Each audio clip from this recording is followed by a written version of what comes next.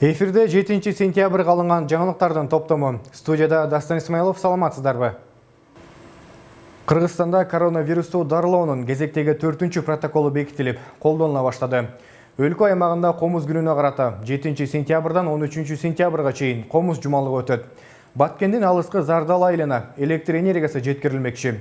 Ушул жана башка жаңалыктар менен алдыда кененирээк тааныштырабыз.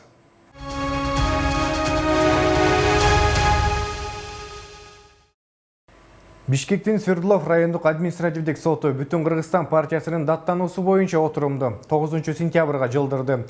Мындай чечимди 7 сентябрда судья Эгембердиева кабыл алды. Кийинки отурумга күбө катары БШКнын өкүлдөрү Атыр Абдрахматова жана Кайрат Осмоналиев чакырылды. Ошондой эле партия судья талап кылган бир катар документтерди бериши керек. Тынчтыкты сактап, Бүтүн Кыргызстан дайым маданияттын үлгүсү болуп келген. Мыйзамдуулуктун үлгүсү болуп келген. Бүрсү күнү саат 10га чейин жакшынакай болуп тарап кетсек, жакшы болот. Бүрсү күнү саат 10да ушул жерде кайрадан сот отуруму башталат. Биз катышабыз. Аллах насип кылса, чындык биз тарапта. Эгерде мыйзамдардын негизинде, конституциянын негизинде чечим кабыл алынган болсо, Бүтүн Кыргызстанды каттабай коюуга ийненин учунчалык себеп жок, туугандар. Танапсыз кылган себеби биз БШКнын өкүлдөрүн айрыкча жанагы абдан мындай кече жазып алып чыктыңыздар жана кыз сайкал деп. Атыр Абдрахматова менен Кайрат Осмоналиевдин келишин талап кылдык бул жерге. Себеп алар БШКнын мүчөлөрү катарында БШКнын ичинде кандай документтерди алмаштырууга өздөрү түздөн-түз күбө болгондугун ошол жерден айтып беришмек. Азаматтар, бүгүн баягы 20 мүнөттүк пресс-конференцияда эмес, өзүнүн маалыматында карап турсаңыздар, БШК кандай кылып документтерди алмаштыргандарын Абдрахматов айтып берип атат. Эскерте кетсек, буга чейин Борбордук шайлоо комиссиясы аталган партиянын талапкерлеринин тизмесин каттоодон баш тартып, парламенттик шайлоого катышуу укугунан ажыраткан болчу. Мындай чечимден кийин партиянын өкүлдөрү сотко кайрылган эле.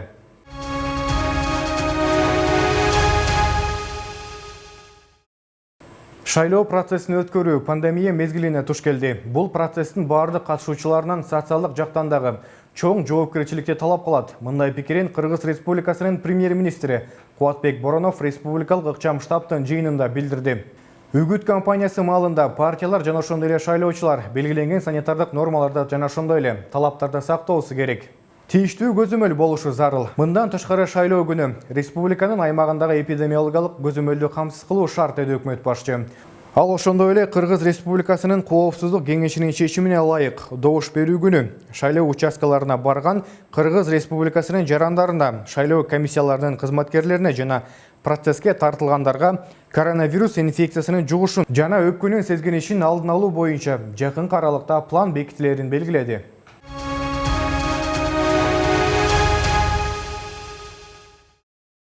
Кыргыз Республикасынын вице-премьер-министри Акрам Адумаров жогорку кеңештин депутаттарын шайлоого Баткен облусундагы даярдыктын жүрүшү менен таанышты. Вице-премьер-министр иш сапардын алкагында Баткен, Кызылкыя шаарларындагы жана Баткен, Кадамжай райондорундагы шайлоо участоктарына барды. Андан соң Акрам Адумаров Кыргыз Республикасынын жогорку кеңешинин депутаттарын шайлоого даярдык көрүү боюнча облустук штабтын жыйынына катышты. Вице-премьер-министр шайлоо учурунда санитардык ченемдерди так сактоонун облустун чек арага чектеш райондоруна жайгашкан шайлоо участоктору үчүн тиешелүү материалдык техникалык базаны түзүүнүн маанилүүлүгүн белгиледи. Акрам Адумаров ошондой эле Баткен облусундагы саламаттык сактоо объектилеринин абалы менен таанышты.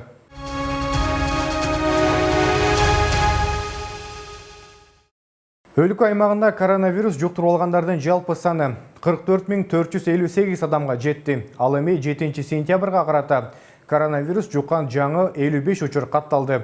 Бул тууралуу саламаттык сактоо министринин орун басары Нурболот Өсөнбаев брифинг учурунда билдирди. Анын ичинде Бишкек шаарында 12 жаңы учур катталды. Ош шаарында 1, Чүй областында 2, Ош областында 5, Талас областында 2, Ыскөл областында 9 учур, Жалал Абад областында 11, Баткен областында 13, Нарын областында жаңы учурлар катталган жок.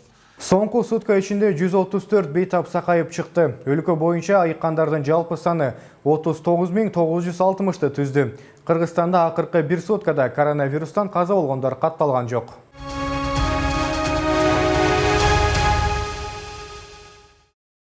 Кыргызстанда коронавирусту дарылоонун кезектеги 4-чү протоколу бекитилип, колдонула баштады.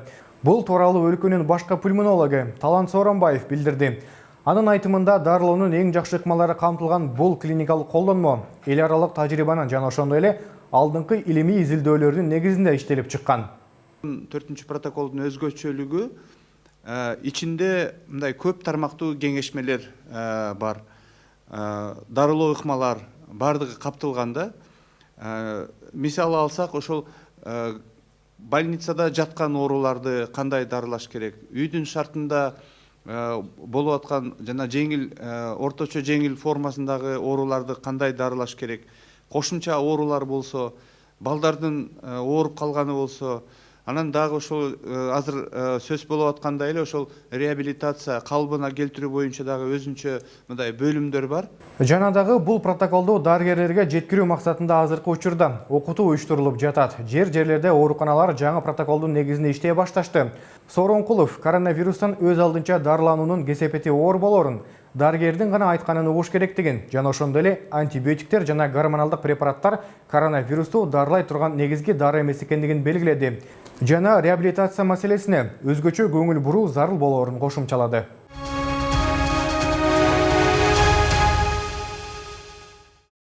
Жаңы окуу жылынын башталышы менен 1-класстагыларга дагы 150-гө жакын мектепте ысык тамак бериле баштады. Билим берүү жана элем министрлиги дүйнөлүк азык-түлүк программасынын 2022 жылга чейин бардык башталгыч класстарды ысык тамак менен камсыз кылуу боюнча иш-аракеттеринин алкагында 100дөй мектепке ысык тамак бере баштады. Мындан сырткары жергиликтүү бийлик жана ата-энелердин жардамында дагы 50дөй мектепте ысык тамак уюштурулду. Биринчи чейректе мектепке 1-класстын окуучулары гана баргандыктан Бириккен Улуттар уюму дүйнөлүк азык-түлүк программасынын алкагында балдардын ысык тамагына деп Кыргызстандын 249 мектебине байытылган ун жеткирип берди. Өлкө мектептеринин 70%дан ашыгы тиешелүү техникалык жабдуулар менен камсыздалып, башталгыч класс окуучуларына ысык тамак берилет. Бул Бириккен Улуттар уюму дүйнөлүк азык-түлүк программасы жана Россия Федерациясы сыяктуу донорлордун колдоосу менен ишке ашууда. Аз камсыз болгон айрым үй-бүлөлөрдүн балдары үчүн мектептеги ысык тамак социалдык коргоо чарасы болуп саналат. Жана өздүк бюджетинин 70%дан ашыгын тамактанууга жумшаган жакыр үй-бүлөлөрдүн чыгымдарын жеңилдетет.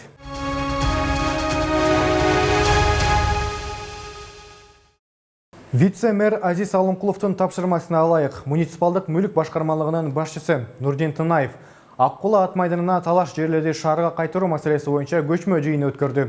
Шаар бийлиги кадастр мамлекеттик мекемесинин кызматкерлери менен ипподромдун жер тилкелеринин чек араларын аныктоо жана ошондой эле имаратты техникалык инвентаризациялоо боюнча иштерди жүргүздү.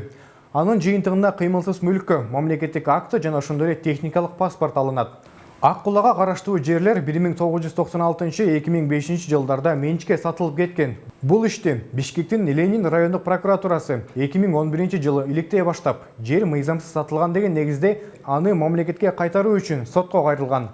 Узакка созулган соттук иликтөөлөрдөн кийин райондук жана шаардык сот прокуратуранын доосун гана аттандырган.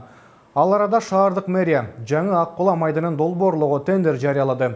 Ипподромдун азыркы абалы авариялык деп эсептелет. Ал 1947 жылы курулган. Тилекке каршы имараттын техникалык абалы жана курулушу азыркы нормаларга ылайык келбейт. Жана адам өмүрлөрүнө кооптуулук жаратат. Ак Кула ат майданы Бишкек шаарында жайгашкан, аянты 57,4 гектар, 3000 орунду.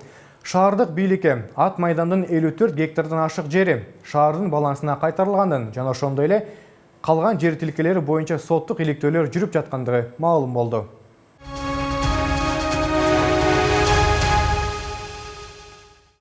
Баткендин алыскы Зардал айылына электр энергиясы жеткирилет. Бул тууралуу Ош электр ишканасынын маалымат кызматы кабарлады. Жакында эле Улуттук энергия холдинг мекемесинин төрагасы Айтмамат Назаров жана Ош электр ишканасынын директору Артур Жусуев Зардалга барып, жеринен таанышып, айлыктарга электр энергиясын жеткирүү тууралуу маселени талкуулашкан. Жыйынтыгында Ош электр ишканасы тарабынан жогорку чыңалуудагы узундугу 10 чакырым болгон электр чубалгысын куруу маселеси негизги багат катары каралган. Ошондой эле Зардал айылында бардык үйгө электр чубалгысы жана 2 дааны көмөк чордону курулмакчы. Мындан сырткары, айылдан 4 чакырым алыс жайгашкан чек ара бөлүкчүсүнө дагы бир көмөк чордону коюлуп, электр чубалгысы тартылат. Алар Ош электр ишканасы тарабынан толук электр энергиясы менен камсыздалмакчы. Зардал айылынын жашоочуларына электр жарыгы келгенге чейин күн нурунан кубат алган жарык берүүчү 20 даана батарея тапшырылды.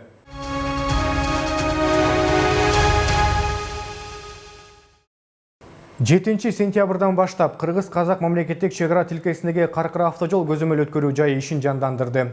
Аталган көзөмөл өткөрүү жайында жарандар, транспорт каражаттары, жүктөр, товарлар эртең мененки саат 8ден кечки саат 6га чейин өткөрүлмөкчү. Казакстанга бараткан жарандар өлкө киргизген чектөөлөр менен таанышуулары шарт. Каркыра автожол өткөрүү жайында электрондук виза боюнча өткөрүү жүргүзүлбөйт. Ысык көл облусунун түп районунда жайгашкан чек ара бекети 2020 жылдан баштап жыл бою иштей турган режимге өткөн болчу.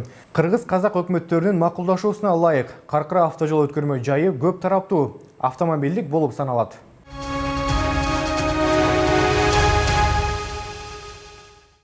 Шайлоо өнөктүгү башталгандыгына байланыштуу ички иштер органдарынын кызматкерлери жарандардын колундагы бардык курал жарактардын түрлөрүн текшерүүгө алмакчы. Бул туурасында Ички иштер министрлигинин маалымат кызматы кабарлады. Билдирмеде мындай иш-чара коомдук тартипти сактоо багытына жасалып жаткандыгы айтылат. Анда куралдын сакталышы жана тиешелүү документтер каралмакчы. Мындан сырткары жеке жана юридикалык жактарга курал сатууга жана сатып алууга документ берүү дагы токтотулмакчы. Аны менен катар курал жарактарды саткан ишкана дүкөндөр убактылуу жабылат.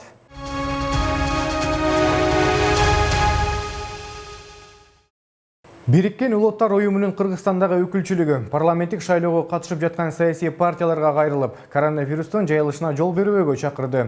Уюм 7 сентябрда кайрылуу таратып, этият болууга жана бул вирустун жайылып кетишине мүмкүнчүлүк бербөөгө чакырды. Бул элдет июль айында өтө көбөйүп, кийин азая баштагандыгы менен таптакыр жок болуп кетелектигин белгиледи. COVID-19 пандемиясы күн сайын бүткүл дүйнөдө миңдеген адамдарга терс таасирин тийгизүү менен мурдагыдай эле глобалдуу көйгөй болуп калууда. Ошондуктан парламенттик шайлоого катышып жаткан саясий партияларды эл менен жолугушууларды уюштурганда өкмөт жана дүйнөлүк саламаттык уюму сунуш кылган бардык санитардык жана эпидемияга каршы талаптарды аткарууга, социалдык аралыкты сактоого, бет кап тагынып колду жууп же санитардык тазалоону улантууга чакырабыз. Эл менен болгон жолугушууларда жана жыйындарда COVID-19 жайылуу коркунучуна жол бербөөнү камсыз кылуу саясий партиялардын милдети. Ошондой эле биз Боршайкомду саясий партияларды үгүт иштерин жүргүзүүдө COVID-19 жайылуу коркунучун алдын алууга жетиштүү көңүл бурдурууга чакырабыз.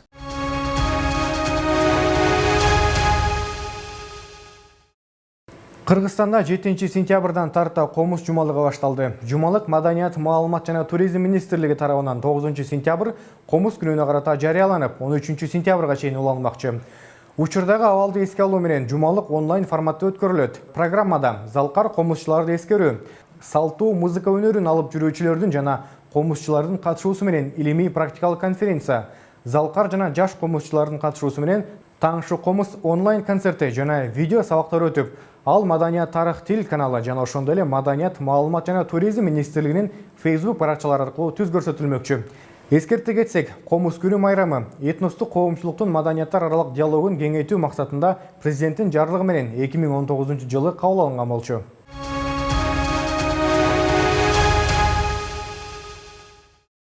Террордук багыттагы өзгөчө оор кылмыштарды жасагандыгы үчүн КМШ өлкөлөрүнүн биринде издөөдө жүргөн жаран Бишкек шаарынан кармалды. Бул туурасында Улуттук коопсуздук мамлекеттик кызматы билдирди. Маалыматка ылайык УКМК 3 сентябрда ыкчам тергөө иш-чараларынын алкагында издөөдө жүргөн чет элдик жаранды колго түшүргөн. Ал Кыргызстандын мамлекеттик чек арасын мыйзамсыз кесип өтүп, Бишкек шаарында жашырынып жүргөндүгү айтылды. Соттун чечими менен кармалган адам УКМКнын тергөө абагына киргизилди. Азыркы учурда тиешелүү тергөө иш-чаралары жүрүп жатат.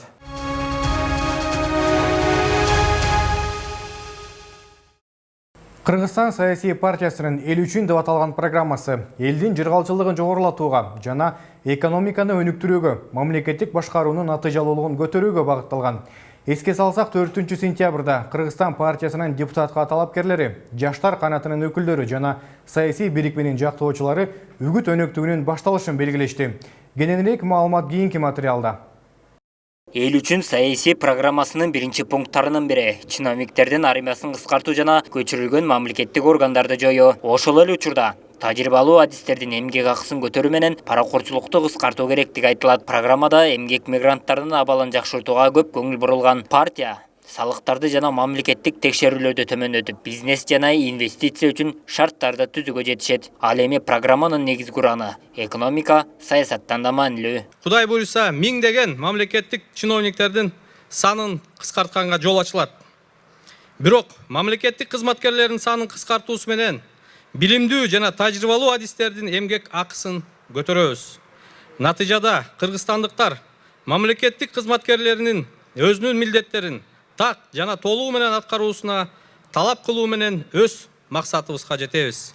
Бул партия 5 жылдын ичинде олуттуу реформаларды жүзөгө ашыра алган эри партиялардын сап башында. Жолугушуунун жүрүшүндө Канат Исаев реалдуу аткарган иштердин жыйынтыгын баса белгиледи. Партиябыздын жактоочуларынын саны буйруса дагы өстү.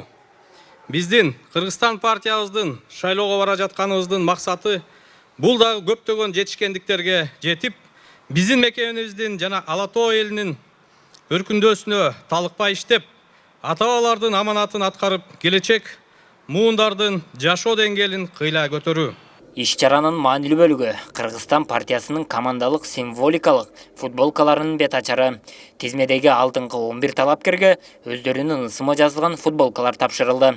Биринчи номердеги футболканын ээси партиянын лидери Канат Исаев болду. Команда жеңебизби? Жеңебиз! Жеңебиз! Жеңебиз! Урматтуу партиялаштар, бул футболдук команда. Партияларга ошондой символиканы ушундай кабыл алдык. Бул жерде жалгыз бир адам эч качан жеңе албайт. Бул командалык оюн. Ошон үчүн шайлоодо дагы бардыгыбыз команда биргеликте жеңишке жетишибиз керек. Ар дайым ушул биздин запаста турган калган сиздер менен чогуу биргеликте жеңебиз деп эсептейм. Урматтуу партиялаштар, бардыгыңыздарга ак жол, Кудайым өзү колдосун. Жеңели, жеңели, Кыргызстан жеңилбейт, Кыргызстан жеңиш керек. Иш-чарадагы салтанаттуу учур партиянын жетекчилиги үгүт өнөктүгүн баштоо үчүн символикалык кнопканы басышып, фейерверктер менен жыйынтыкталды.